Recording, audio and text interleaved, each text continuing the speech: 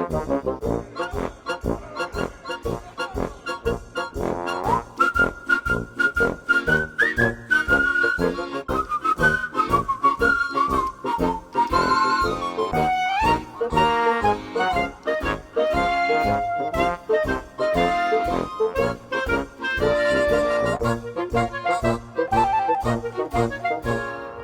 guys, Adam Harrison from Burble Guitars. Welcome to the Cigar Box Guitar Builder. Okay, looking down here, this is a cigar box guitar, but it's not a cigar box guitar. It's a CBG. You could get into the argument of what's a cigar box guitar, but we don't want to do that. In Australia, it is very, very difficult to get your hand on a nice variety of cigar box guitars. I've been doing this for about 8 years. I've been doing this a long time, and it's basically what's called decoupaging. So it's using artworks, which are, these particular ones are public domain, and I love them. There's a range of them that I use that I really, really love, and basically applying them to handmade boxes. Now, I've kind of shown you some videos of the boxes, but this is a shot of a handmade cigar box, or, handmade box. And all I need to do basically now is stick a couple of cigars in it overnight and it'll be a cigar box. Correct? Right. So, you can see I've done, the ply on this is really thick. Now, this is a lot stronger than a traditional cigar box. It is really, really strong. It's designed basically to last a lifetime, okay? So it's really, really strong. We've got a solid piece. I don't do a recess here. There's a simple reason for it. If you look at the size, it's actually rather large. It's a rather large surface. I like having a bit of room in my cigar box guitars, basically for resonance. So got a little sound hole there, simple sound hole. We'll have a volume control here, but in here, this is what I was talking about yesterday. We've got the box, we've got two pieces of timber here underneath. So you've not only got the neck glued onto the sides, but you've also got this extra amount of surface area here. You've then got all of this lovely area underneath where the sound is allowed to kind of reverberate inside the box when the guitar is strummed. Now, I don't put a recess in this. I'm actually going to have this top glued all the way around the edges, all the way around the top. So once this box is shut, it is going to be shut for good, and all the way around here. Now, it'll still have all of this surface area on the top of the box. So all of this area here, and all of this area here to vibrate, but not to warble, okay? So the whole idea, see I've got this bracing underneath, the whole idea of this bracing is designed to allow the instrument to project volume. However, I don't want it to warble when you press on the back of it.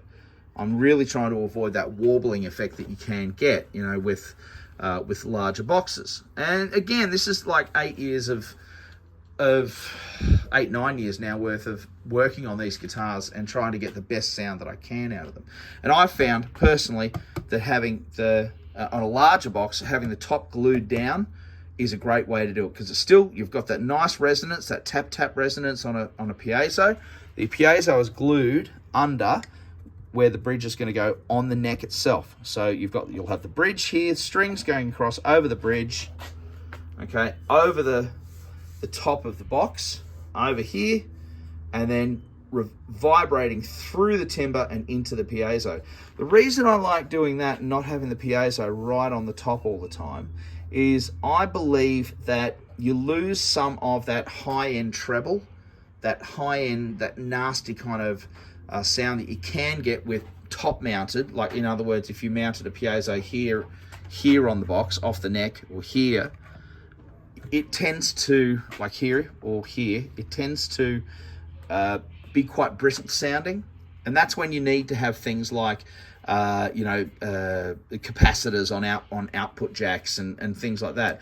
This is going to go directly to a volume control in the lid here, and which will be about there. and then out from the volume control to the output jack. And the great thing is, if you've got a moderately trebly sound on an amplifier, all you've got to do is just roll the volume back just a tiny bit on the volume control, and that actually takes off the high end. It takes off a little bit of treble before it starts to roll volume off. It just takes a touch of treble off. It's a fantastic way to have a tone control on a cigar box guitar, but without the need for a tone control. As you can see, we've got our standard, the way I do mine, which is recessed tuners just here, and that way I keep a solid piece of timber all the way through the neck. You can stand on this and it's not going to break. We've got some hue and pine, some really old vintage hue and pine, which are probably about 80 or 90 years old. On the top, it's all fretted, nice and smooth. It's just been oiled. This is ready to go basically. Tomorrow, the only thing we'll need to do is we'll make a nut out of a lovely piece of hardwood, install the tuners. We'll put some rivets here and make a bridge, glue everything down, and clamp it all off.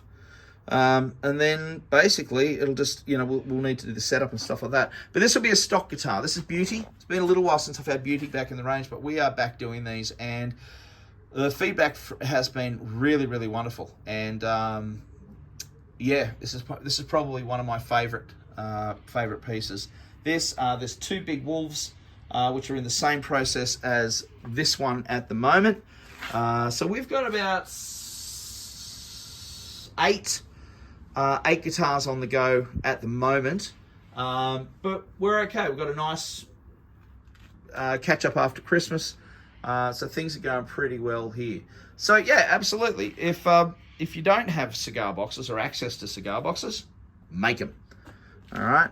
Have a bit of fun with it. Do your own thing. As I said, look, as always, I'll always say, anything that I put up there, put on the site here and on the videos, by all means, use any of these ideas that I put there, but please do your own thing with it. Oh, this is very Del Puckettish. Del, if you're watching this, it'd be lovely if you were. I watch all his stuff. I tried this out with my soldering iron, and I took the tip off it, and it was awesome. I really love it. It's killer. So you kind of got these little half moon kind of effects down here.